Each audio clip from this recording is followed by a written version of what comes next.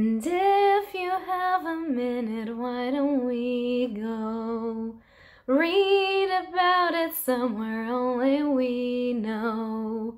This could be the ending of the book, so why don't we go finishing where we know? Somewhere only we know. Somewhere only we know. You can see I can't do lyrics to save my life, but my voice is almost at the point that it was supposed to be, so happiness for that.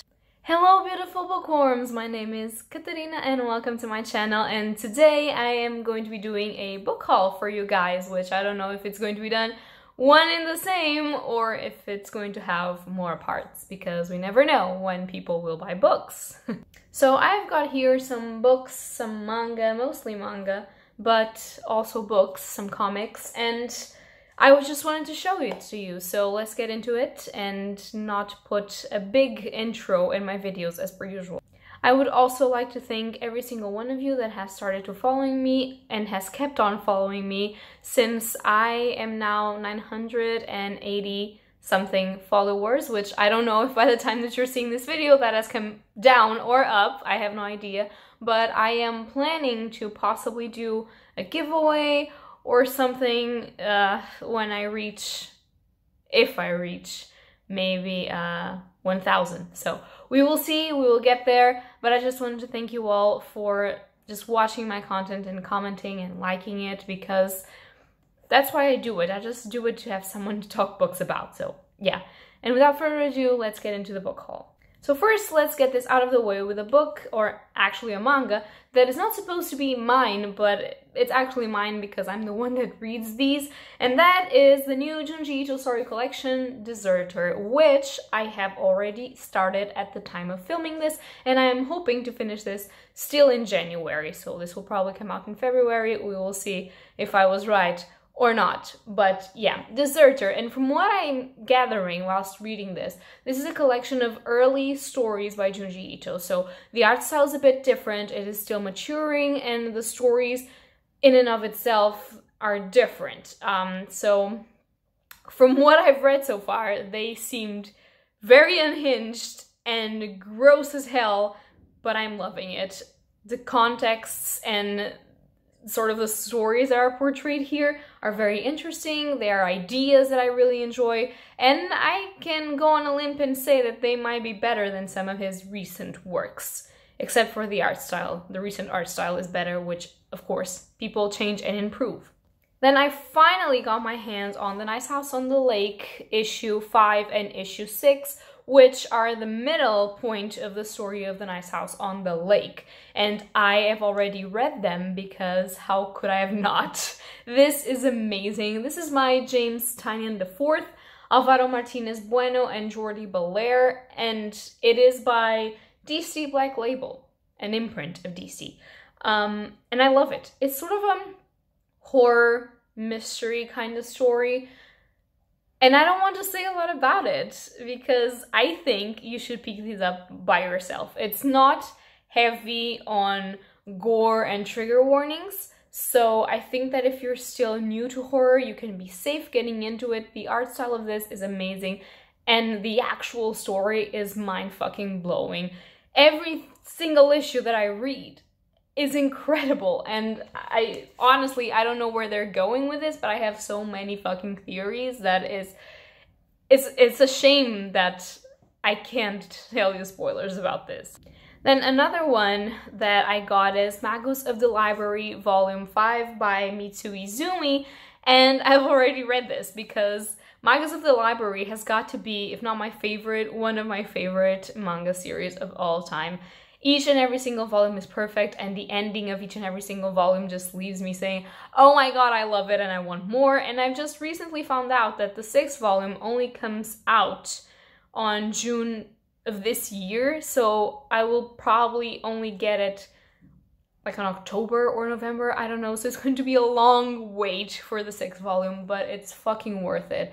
Magus of the Library is amazing. It's the story of this boy, but it's so much more than that. It's about how books represent people, how reading represents the fight against ignorance and against prejudice, and it's actually an epic fantasy story that is going to have heavy political developments and heavy fights and heavy magic systems that are still in development, and you just see it all through the characters and through the plots that are going on, and it's just at the center of it.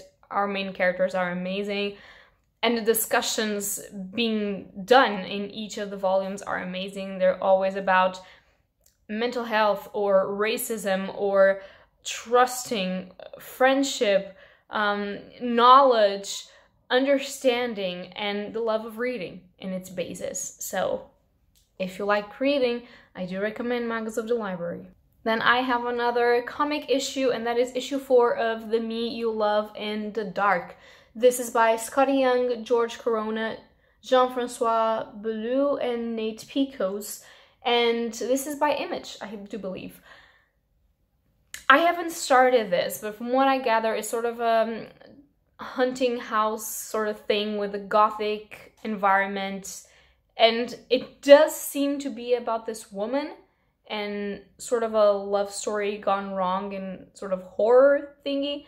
Now I have all of the issues. It's just 4 issues, and I am going to binge read these because it sounds amazing. It sounds like something out of The Hunting of Hill House crossing with, I don't know, gothic Victorian creepy shit.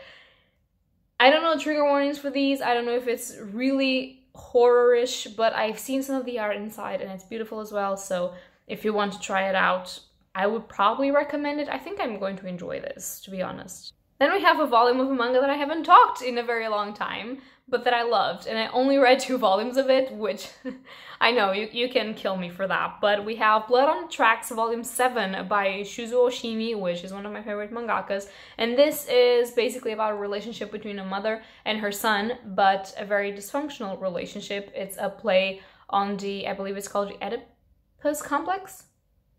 I think that's the name of it in English. But yeah, all Shuzo Oshimi's works are about relationships and growing up, coming of age stories, and at this point in time, it's about a relationship between a mother and a child growing up. It's a psychological horror in its heart, and if you have problems reading about relationships between mothers and child, and if you have trouble dealing with situations that involve your family in your mental health and manipulation and disorders, maybe you should steer clear from this one. But if not, the art style of this is beautiful. Every shade of shadow has to do with something specific to be shown, and even though I only read 2 of them, they're all up there, and Shuzo Oshimi is just great, and I just want to read it. Then we have volume 4 of Asadora by Naoki Urasawa, and it's so sad that I had to go see the first name of this person because it's one of the most known mangakas ever. But if you remember my last book haul for Christmas, I got the first 3 mangas of this series, and now I got the 4th, and I think that I'm catched up, so I can just binge this and see if I will like it or not. The art style of this is very old manga sort of art style, but it's beautiful. The lines are amazing, and I do believe that this is about the growing up of this girl that in sort of a tragedy like tsunami or cyclone or something lost her family, and she's now living with this grumpy old man, which might possibly be a thief. I have no idea, but I really want to read this, know what this is about. Urasawa has really amazing manga works, and I'm really sad that I've never read one of his works, so I want to start doing it. To break this up a little bit, I got Pet Sematary by Stephen King, of course, and this is a Portuguese edition. And it's gorgeous, I think. At least I think that it's gorgeous. So I've never watched the movies. I have never read the book, obviously. I have read some of Stephen King's works, but not all of them. And this one was on a promotion. And I thought, why not? Because Pet Sematary, people have been telling me that it's like a very grief-stricken story. It's about grief. It's about losing a loved one. I'm not going to spoil it if you don't know anything about it. But I kind of know the plot of it. So I'm curious to see if it's going to be as emotionally impactful as people have been telling me that it is, since my favorite Stephen King as far is It, because it was emotional it was a coming-of-age story, it was brilliantly done, so I want to see if it's possible that Pet Sematary knocks it off of the first place or not. And as per usual, a little bit of King Horror is always good on the shelves. Then the next three are from the same series, and that is Ron and the Grey World. So this is by Aki Hirie, and this is volume 3, which I have to show you the back as well, because it's a full-on back cover and it's beautiful. The colors of this are just amazing. Then I have volume 4, which again does the same thing, and everyone is upside down in this volume for some reason, but it's just great. And then we have volume 5 of Ron, which is beautiful. And I do believe there's more volumes of Ron and the Grey World, but this is basically a story of this little girl. She's a little girl, and she is magical, comes from a family of magic people, and she can't wait to grow up and be beautiful as her mom and just use her magic. And so she uses her magic, in fact, to grow up, and she starts looking like this, but inside she's still a child, and it's really strange. It's filled with magic and with mistakes, and it's a coming-of-age story basically, but fun and magical and pretty. I don't think there's going to be a lot of aggressive storytelling on this one, but there might be emotional situations, and I don't know how this is going to be, since it tackles the fact that she kind of falls in love with someone that is way older than she is. So I'm not sure how this is going to be tackled. I want to check it out, but the art style of this is amazing, and for that alone, it begs to be read. Then we have volume 4 of A School Frozen in Time. This is by Naoshi Arakawa and Mizuki Tsujimura. And this is the final volume of A School Frozen in Time. So if you remember me hauling these, it's the story of basically this group of students, and one day they get to school and everything stopped in time. They're trapped in their school, frozen in time, as the title suggests, because one of them there has committed suicide a year previously, and they don't remember who it was or why, but they will have to if they want to live and defrost in time. Okay, this is a bad joke, I'm so sorry. So obviously it tackles mental health. I would also risk saying that it would probably tackle bullying, because suicides in schools are normally associated with it, but it might not, I don't know. So I am expecting it to be extremely heavy, but I'm also expecting it to be beautifully handled if possible, and I really want to see how this Groundhog Day fantasy thingy mixes with the mental health exploration of this situation. So because there's only 4 volumes, and this is the final one, I will binge read these and try to get a review for you guys, maybe, if you would like it, if it was worth read.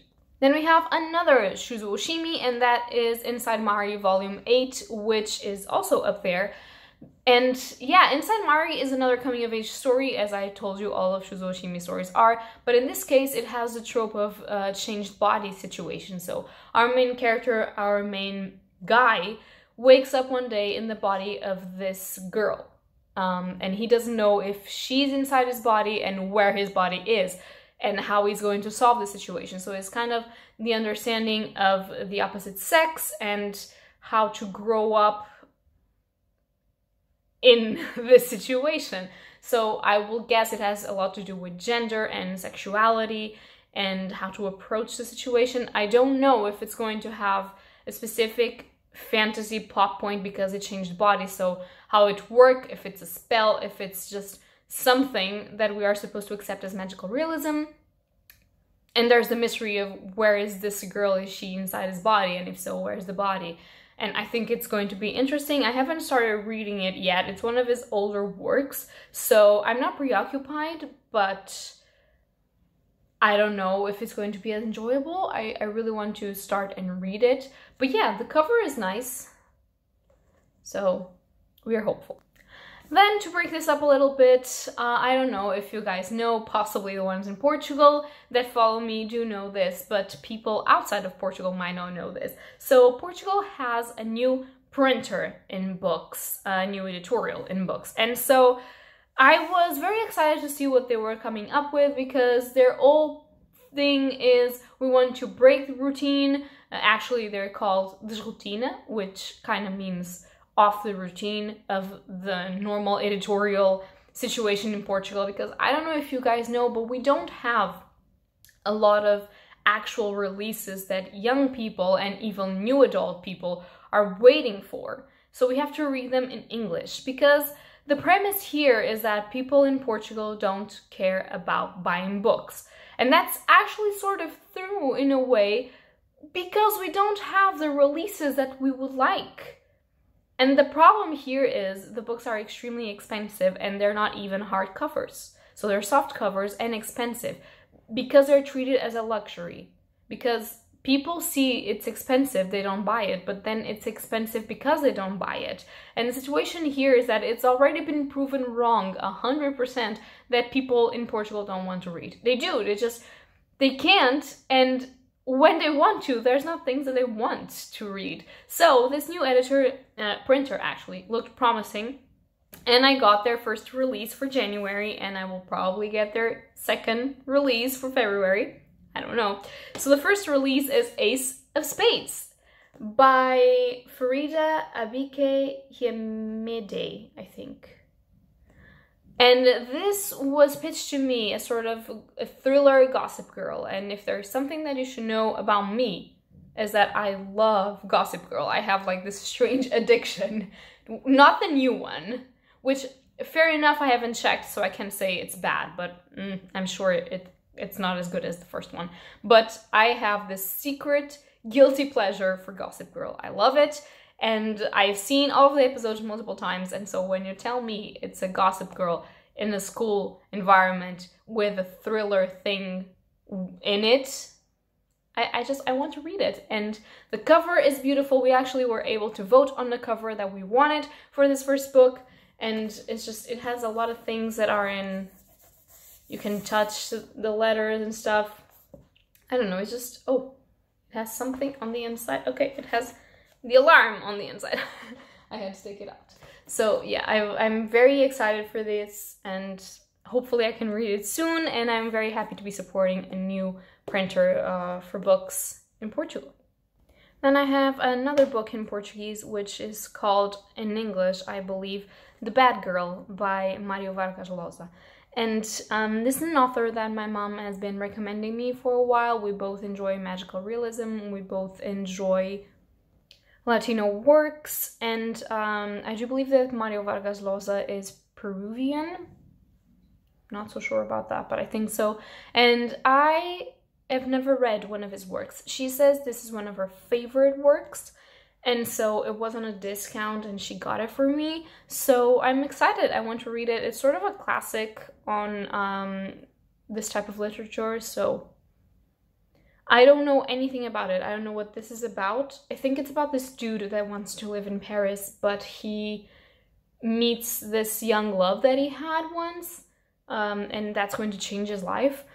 It kind of sounds great, so we're in for it. And then we have two beautiful editions. The first one is the 15th volume of Fullmetal Alchemist, the Fullmetal edition, and this is by Hiromu Arakawa, and perfection.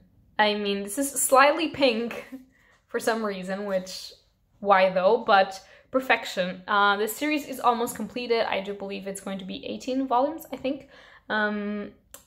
And if you haven't heard me talking about Fullmetal Alchemist, again, I will state, I do believe it's one of the best stories ever told. And that encompasses everything. Animation, manga, books, whatever. It's a beautiful fantasy story about two brothers.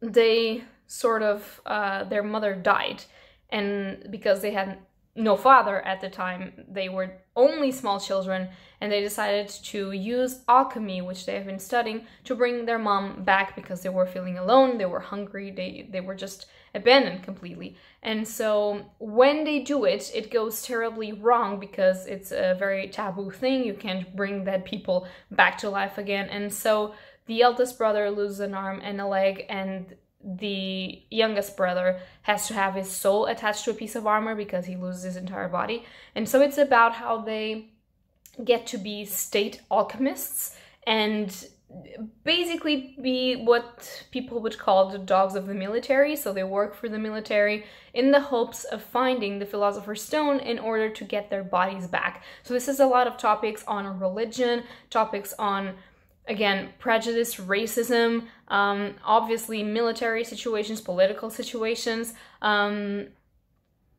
It's beautiful. It has talks about friendship and family, love, grief, pain, struggles, and it has a lot of concepts like homunculus and alchemy and powers, and it's great. It's amazing. It's beautiful. I love this series, and I'm so happy to be getting this collection editions. And then finally, another final volume that we have is Cardcaptor Sakura by Clamp, and this is a collector edition. It's volume 9 of the collector edition, and it's the ending of the collector editions.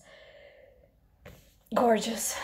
I just hit myself in the face with it, and I am not even mad. It's beautiful.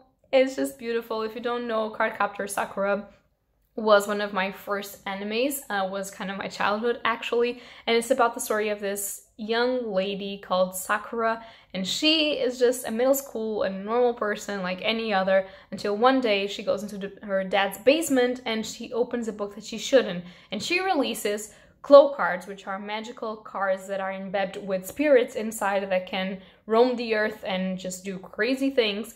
And because she releases them, she is now the one that is supposed to put them all back. There's a lot of magic, there's a lot of cute creatures, there's the cards which have beautiful designs, and the story in and of itself is just about this little girl that just grows up, and she's just amazing, she's just so courageous, she's just always optimistical, beautiful, and I really wanted to be a person like Sakura. I'm really not. I have a lot of bad moods, but she's just so great, and every little shit that happens to her, she just makes it better. And then it's about her friends and her enemies and everything that she has to do in order to get those cards back. It's kind of a childish thing, but at the same time, it kind of helps build some of your morality and values into your own life. And I think that because I saw this and read this, I kind of grew up a little bit more nice. I don't know. Whatever. It was a key piece of media in my life, and I am so glad that I have finally finished these collecting editions.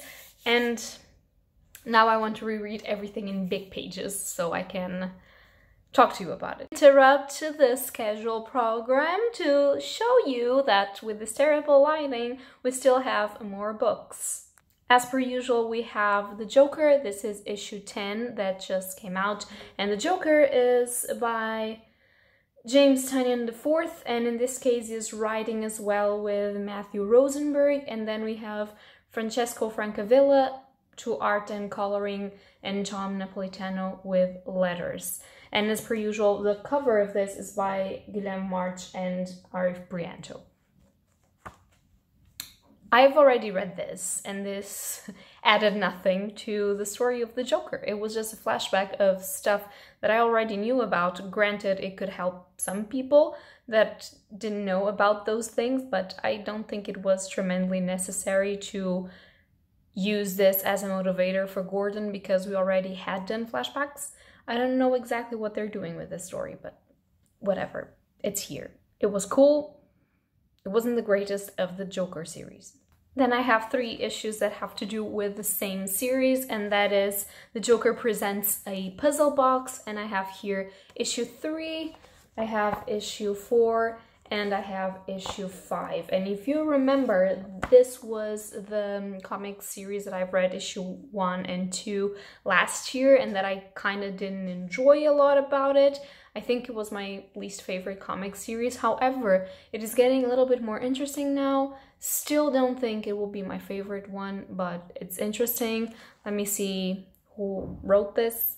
So issue 3 is by Matthew Rosenberg, and the artists are Jesus Merino, Dominic Domo Stanton, and Junie B.A. And the colors are by Ulysses Areola, Mike Spicer, Nick Filardi, and the letters are by Ferran Delgado. Oh, and the cover is by Chip Zdarsky, apparently. This is a cool cover. I actually like it. It's supposed to be like Two-Face, but with the Joker. And I know that with the lighting you can't see it, but it's pretty cool.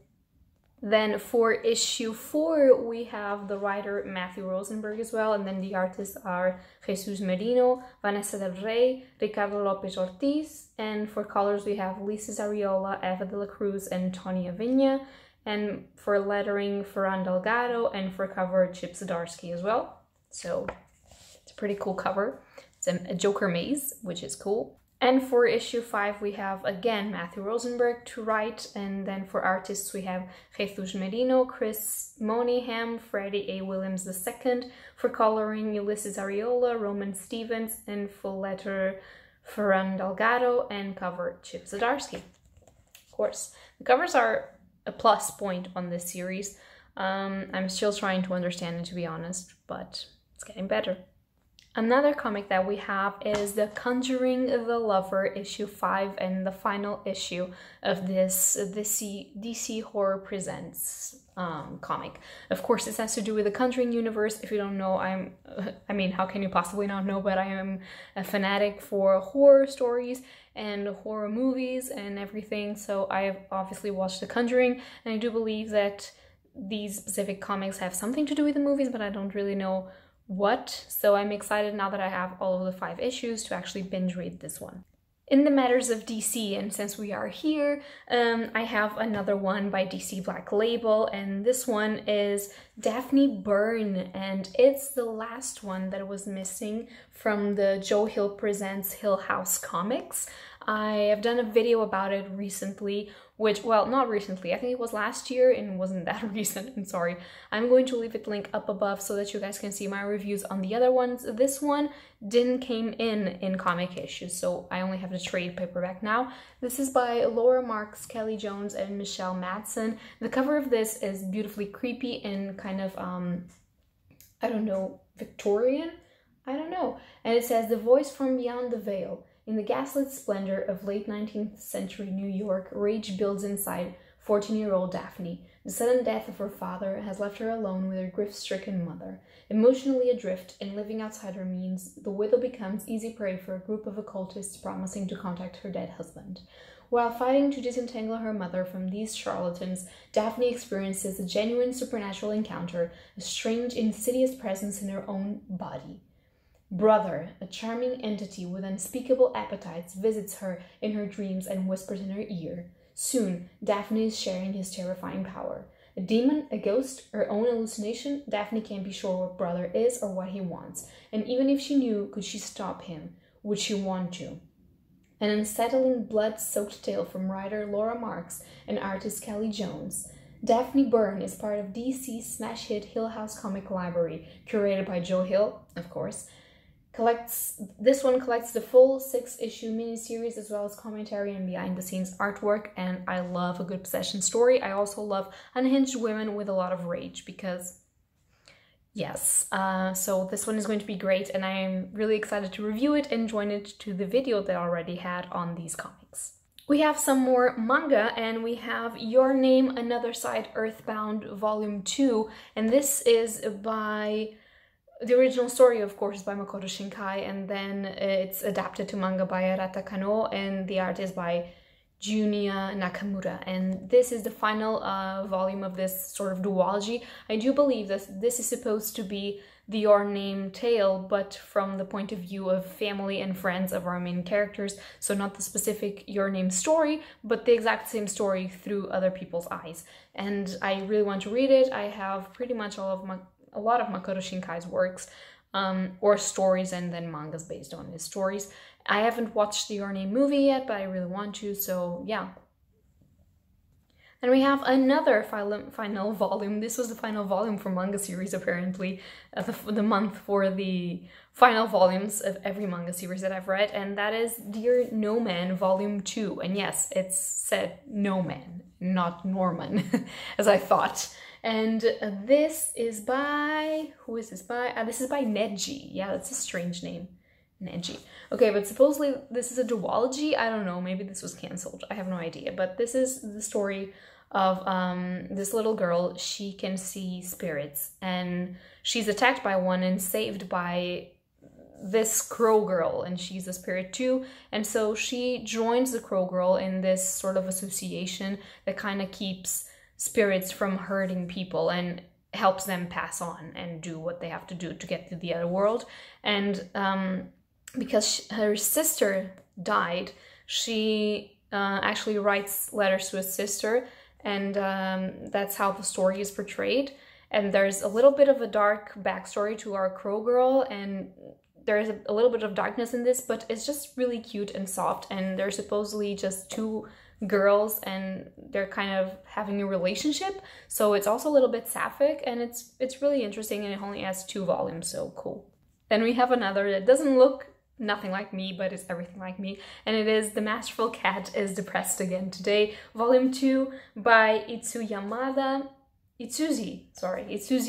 And this, as I told you previously, I haven't read the first book yet, so I don't know, but it's supposed to be about this cat. He can walk on his back feet, and he's really huge, and he's just really black and cute, and he is the one that does all of the housework, like cooking, cleaning, and everything for his owner. And his owner, she's a girl that looks pretty poised and works really well, but when it comes to supposed life and housework and everything, she's just a mess of a person, and so he takes care of her. But it's kind of difficult for him because he can't get out of the house, because it's not normal to see a gigantic black cat talking and walking in his back legs. So I'm guessing that's why he's depressed. I don't know, but it's just, it looks like those slice of life comedic manga series, which I normally hate with all of my guts, but this one has a big black cat on it, so I have to read it.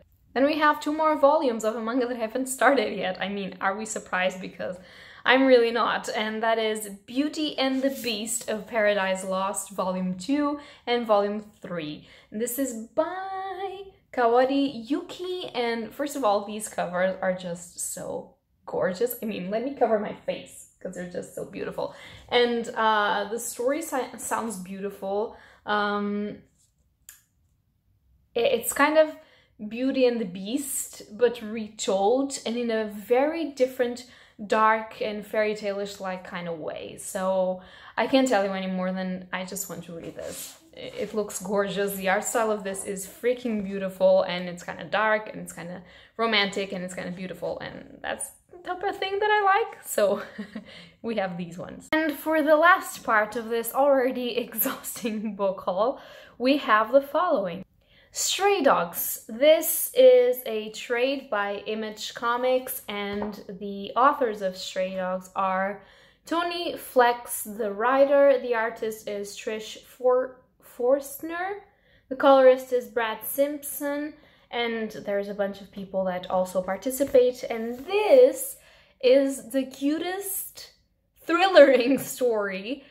I haven't read it yet, but it's supposed to be, I'm not going to spoil the major revelation of this, although I think that for the color palette of this, you can understand it's not going to be a cutesy little dog story, but this is a story about this little doggy, and she is now being introduced to a new home. However, there's something wrong in that home, and she figures out what, but the rest of the dogs that are there don't know about that. So yeah, it's supposed to be really thrillering and creepy, but with a bunch of little cute, sweet dogs. I mean, I'm gonna show them to you. I don't want to spoil anything, and I haven't read it, so I don't want to. Oh, do you see that? They're really cute little dogs. Like, I love them so much. So, yeah. Then I have a book, a thriller book, which is The Others by C.J. Tudor. I have read The Chalkman and The Taking of Annie Thorne by C.J. Tudor, so I have yet to pick this one up. I actually enjoy her writing style, even though her books are very predictable for me, the ending of it. I do enjoy her writing style. I think that she sounds kind of like very young and not as profound Stephen King writing in sort of a thrillering way, in sort of a coming of age sort of way. I don't know what this story is exactly about. It's called The Others, so I think it might have to do with body swapping, and it's about this father. He's coming home one day and he sees his daughter in the back seat of the car that it's in front of him, and his daughter is like, "Dad." She talks in the car, he doesn't hear it, but he thinks that she said dad. And when he gets home, supposedly his wife and daughter are dead. I can't understand if they're murdered or just dead for some reason, I think. But yeah, but he thinks that she's still alive because he saw them in a car. So is it about people like different identities? I don't know, but it kind of sounds interesting. All the premises for C.G. Tudor's books are interesting, so I want to see what this one is about.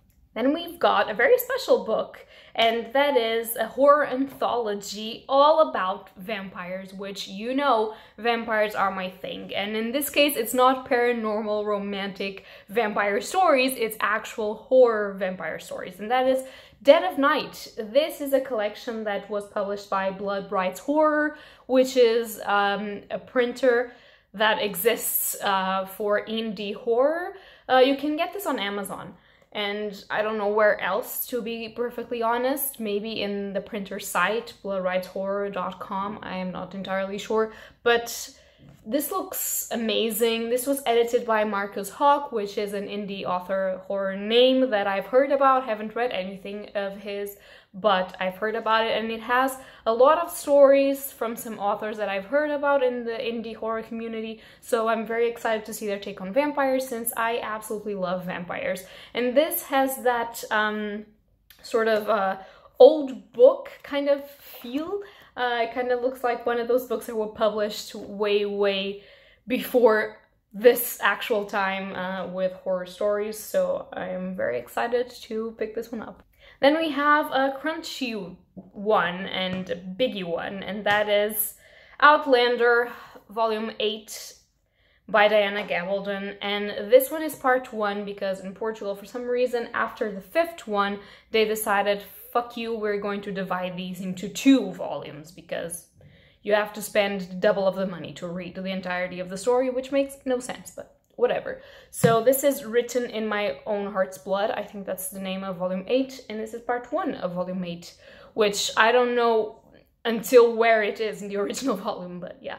I am still trying to finish the Outlander collection. I really enjoy Outlander. It is an historical romance with a little dash of fantasy, and it's one of my guilty pleasure reads. I really enjoy it. I watched a TV series, which reminds me that TV series is almost coming out, and I'm very excited for that. So I have one more. These are getting really hard to find, and I don't know why.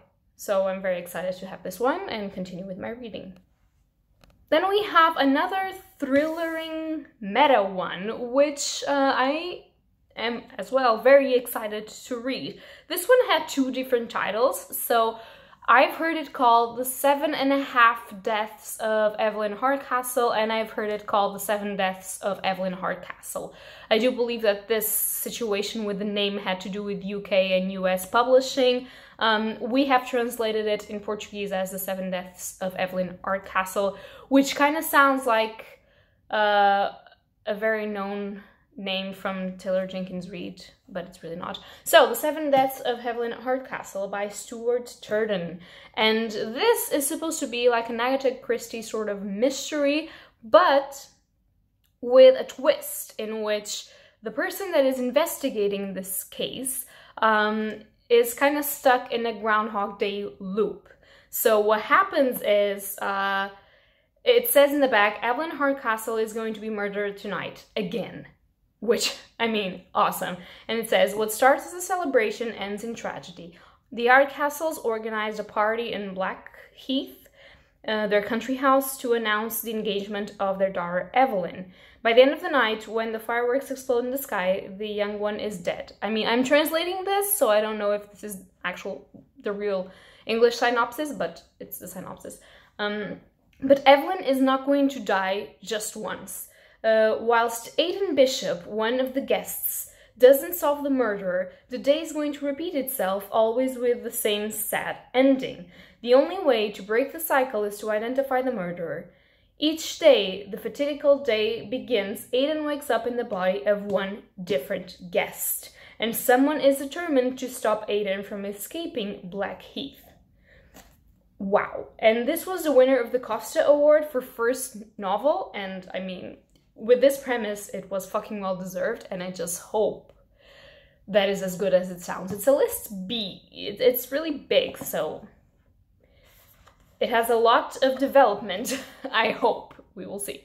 And then finally, we have the last manga that I've got for this month, and I think that you're all going to judge me, but I don't really care because I am entitled to read what brings me joy. And I picked up Rosen Blood by Kachiru Ichizue, and this is volume 1 of Rosen Blood. And this is a vampire manga. This is a shoujo beat manga, which I never in my life thought I was going to read shoujo. But here we are because it's a vampire manga. And you all know that my guilty pleasure thingy is reading about paranormal romances with vampires. So it says, what lurks behind the gazes of mesmerizing men who eat blood-red crystals? And I'm assuming that these crystals that we see in the cover are crystals of actual blood, and they feed on it instead of people. But it says, after a horrific carriage accident, Stella Violetta, which is the best name, awakens in a Gothic mansion, which we love, to find that her saviors are gorgeous young men. The manor's residents let her stay as a maid, but Stella soon realizes that their allure hides a savage thirst. Levi Ruin and the mysterious man who took Stella in have a bare kitchen and a moaning box in the storehouse, which, I mean, intrigues me. Is that a human or just a creature? We don't know. After discovering mansion dweller Gilbert's lifelike sculptures, which also is creepy and intrigues me, the new maid faces a sinister reality. Can she survive the bloodlust? Stella must distinguish danger from passion as fear begins to feed on her. And I mean, the art style of this, for the premise of what it is, looks gorgeous. And so, yeah, I gave in. I did it. This happened. So yeah, guys, that's going to be all for my January book haul, which is already too big. Most of these were gifts, so call me your horses. I haven't spent that much money, but yeah, this is what we have, and it's going to last us through the rest of the month. So we will see what we'll pick up through the rest of the year. So yeah, that's going to be all for today, and happy readings to you all. Bye! And if you have a minute, why don't we go talk about it somewhere only we know? This could be the end of everything, so why don't we go somewhere only we know? Somewhere only we know. Oh gosh, I really love this song. I probably butchered it, but you're welcome. Bye-bye.